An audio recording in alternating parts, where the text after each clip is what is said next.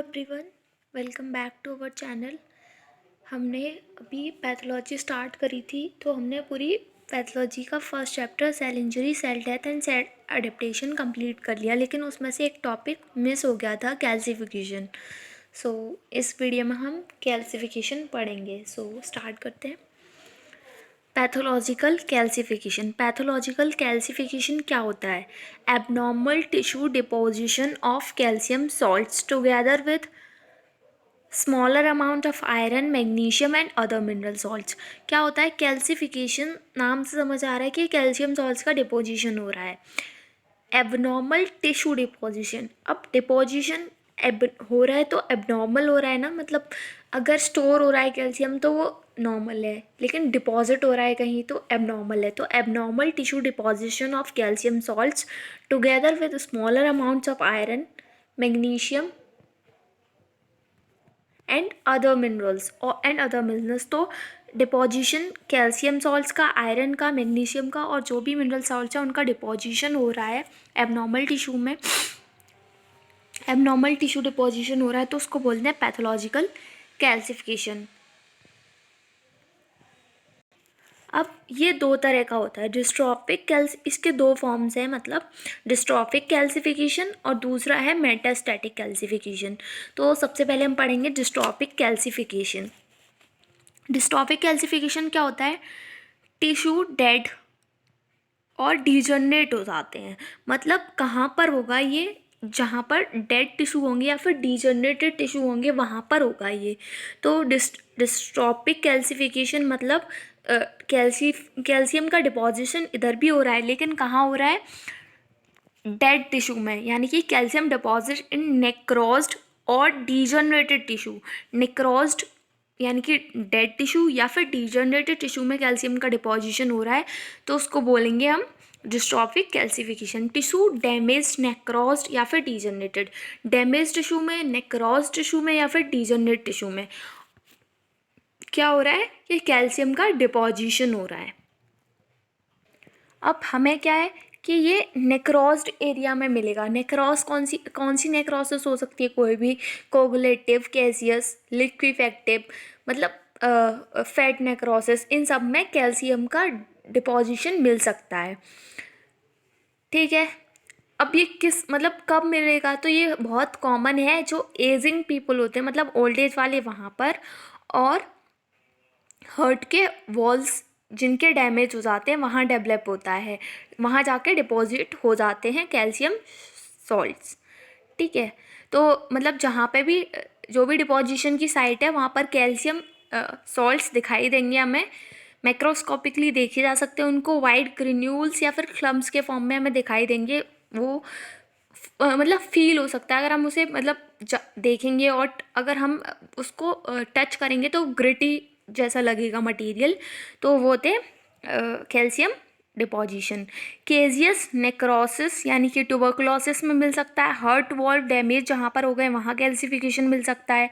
वीन्स में थ्रोम्बस का फॉर्मेशन हो रहा है वहाँ मिल सकता है। आर्टरीज आर्थेरोस्क्लेरोसिस, तो मतलब अर्थेरोस्क्लेरोसिस हो गई है, उस जगह भी कैल्सिफिकेशन का डिपोजिशन हो सकता है। मतलब क्या है, कोलेस्ट्रॉल के क्लॉट्स बन जाएंगे वहाँ पर। तो उसके बहुत सारे एग्जांपल्स दिए हैं, caseous necrosis, heart valve disease, venous thrombus, arteries atherosclerosis, hydrated cyst. Hydrated cyst और क्या है?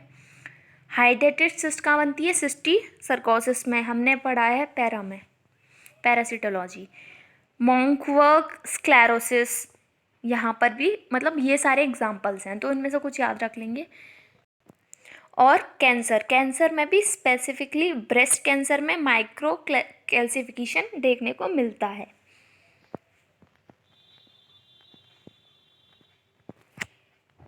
ये पैथोजेनेसिस है, जैसे एक सेल है, उसकी आउटर मेम्ब्रेन फॉस्फोलिपिड की बनी है, अंदर उसके अंदर कैल्शियम होता है, साइटोसोल में साइटोसोलिक कैल्शियम प्रेजेंट होता है। तो अगर फॉस्फोलिपिड की जो मेम्ब्रेन है वो टूट गई, नेक्रोसिस में अब क्या पढ़ेंगे? मेम्ब्रेन डैमेज हो रही है, मतलब इंटैक्ट नहीं रह रही थी, अपोप्टोसिस में इंटैक्ट रह रही थी, तो नेक्रोस में डैमेज हो गई, तो वो किस में टूटी?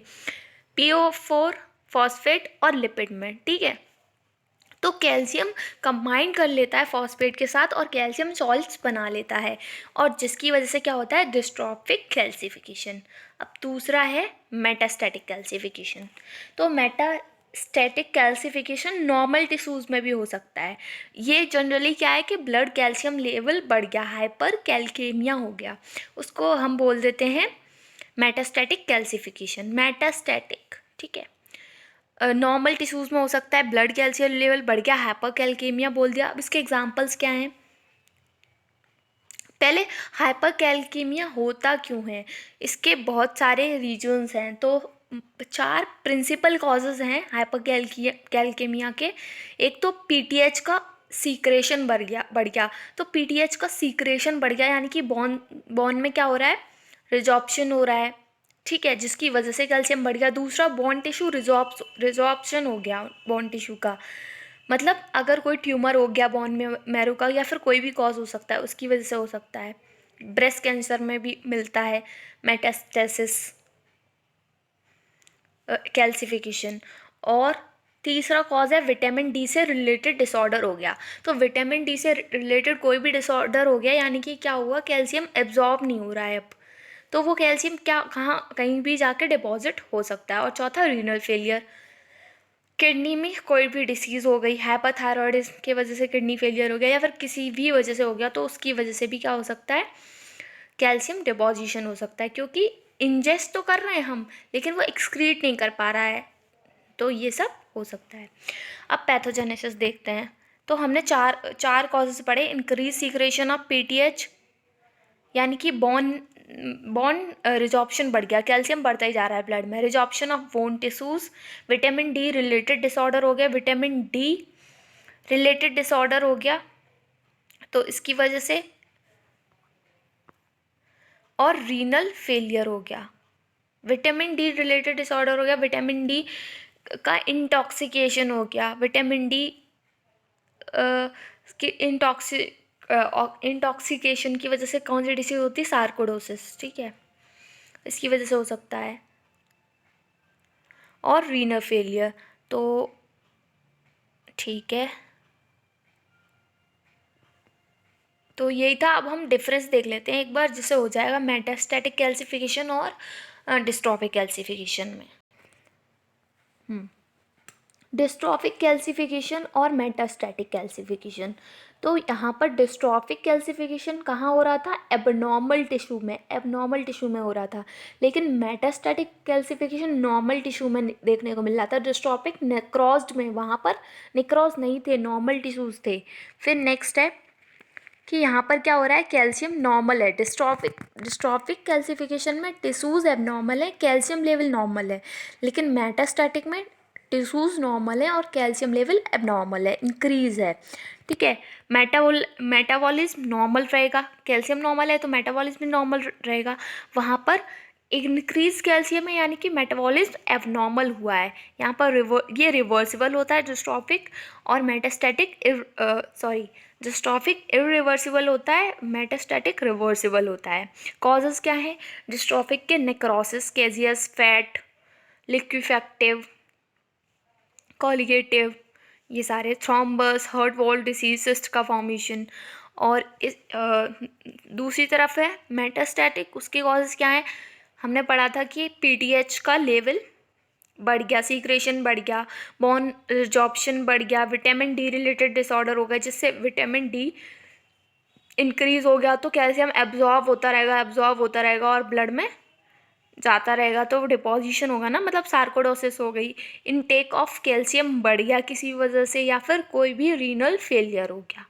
तो ये सारे कॉजेज़ थे, ये हो गया डिफरेंस, तो ख़त्म हो गया। Thank you.